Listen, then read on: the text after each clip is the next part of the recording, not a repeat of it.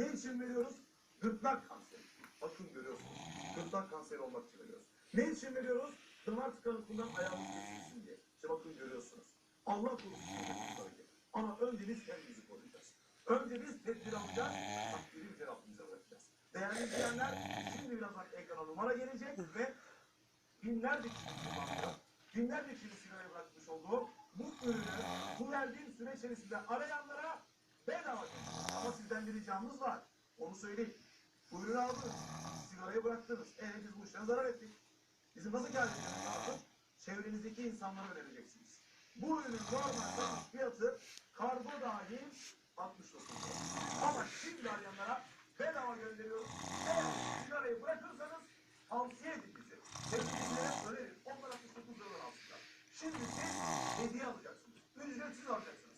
Anlamayın. Sigaradan kurtulmaya hazır mıyız Türkiye? Evet. Gelsin.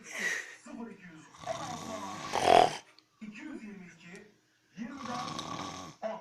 Tekrar 0216